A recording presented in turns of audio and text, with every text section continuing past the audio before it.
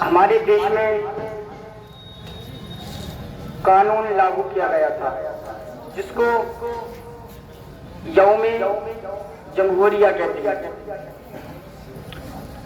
اور 15 اگست کو ہمارا دیش آزاد ہوا تھا۔ ہمارے آقا علیہ الصلوۃ والسلام ارشاد فرماتے ہیں حب الوطنی نصف الایمان، یعنی وطن سے محبت کرنا آدھا ایمان ہے، وطن سے عشق کرنا آدھا ایمان ہے، وطن سے محبت کرنا ہمارا آدھا ایمان ہے۔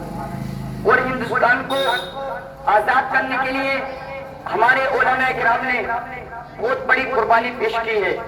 سب سے پہلے اگر ہندوستان کو آزاد کرنے کے لیے فتویٰ دیا گیا تھا تو حضرت علامہ فضل حق خیر آبادی نے دیا تھا۔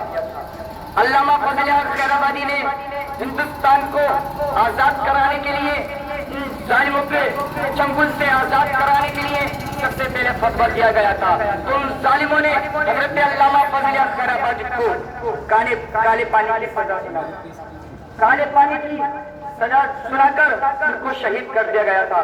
اللہ اکبر۔ دوسری تاریخ کیا ہے؟ ایک ہمارے حضرت علامہ کفایت اللہ علیہ رحمہ، انہوں نے بھی ہندوستان کو آزاد کرانے کے لیے فتویٰ دیا تھا۔ ان ظالموں نے ان کو بیچ چوراہے پر پھانسی دے کر قتل کر دیا گیا تھا۔ پھانسی سے پہلے ان سے کسی نے سوال کیا تھا کہ حضور اگر آپ کا وقت قریب ہے پھانسی کا، آپ دنیا سے چھوڑ کے چلے جائیں گے، آپ کچھ کہنا چاہتے ہیں ہندوستان کے بارے میں، آپ کچھ اپنے بارے میں صفائی پیش کرنا چاہتے ہیں؟ تو انہوں نے کہا تھا میں کہنا چاہتا ہوں۔ کہا کیا کہنا چاہتے ہو؟ تو انہوں نے کہا تھا کہ میں کچھ شعر کہنا چاہتا ہوں کہ کوئی گل باقی رہے گا نہ چمن رہ جائے گا، کوئی گل باقی رہے گا نہ چمن رہ جائے گا، اور رسول اللہ کا دین حسن رہ جائے گا، اطلس و کم خواب کی پوشاک پر یوں نازا نہ ہو، اس طرح بے جان پر خاکی کفن رہ جائے گا۔ میں نے تاریخ میں اپنے استاد سے سنا ہے کہ ہندوستان کو آزاد کرانے کے لیے تقریباً 18 سے 20 ہزار علماء کرام نے قربانی کو دیا تھا۔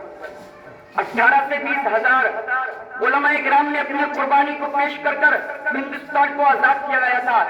اس لیے اگر ہندوستان کی آزادی کے لیے جو خوشی مناتا ہے وہ سب سے پہلے حق مسلمان کا ہے، کیونکہ سب سے پہلے جو فتویٰ دیا تھا وہ بھی ایک عالم دین سنی صغیر عقیدہ جن کا نام حضرت علامہ فضل حق خیر آبادی ہے، انہوں نے سب سے پہلے ہندوستان کو آزاد کرانے کے لیے فتویٰ دیا تھا۔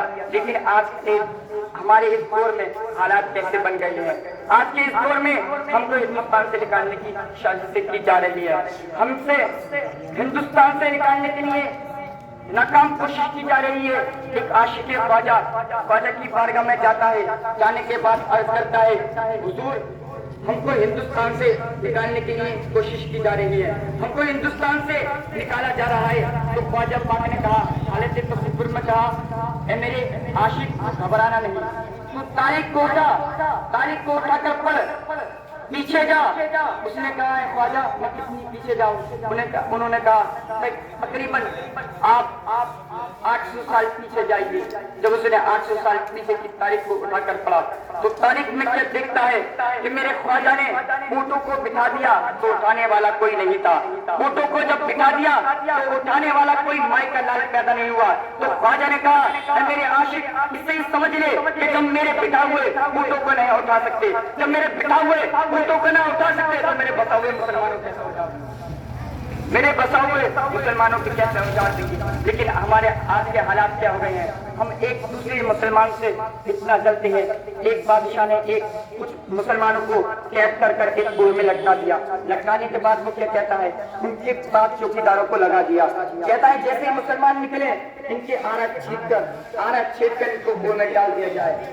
لیکن مسلمانوں کا حالات یہ تھے، مسلمانوں کی فطرت کیا تھی کہ جیسے ایک مسلمان کوئی کی طرف بڑھتا ہے تو دوسرا مسلمان اس کی ٹانگ کھینچ لیتا ہے، دوسرا مسلمان اس کی ٹانگ جیسے کھینچتا ہے۔ اس نے دیکھا کہ مسلمانوں کی آپس میں اتنی لڑائی ہو گئی ہے کہ ایک کو ایک سے آگے نہیں بڑھنے دیتے، ایک کو آگے نہیں بڑھنے دیتے۔ اس نے نے جو وہاں پہ اس کے نگراں تھے انہوں نے وہاں سے ہٹا کر بادشاہ نے کسی اور کام پہ لگا دیا. یہ آج کا ہمارے حالات ہو گئے.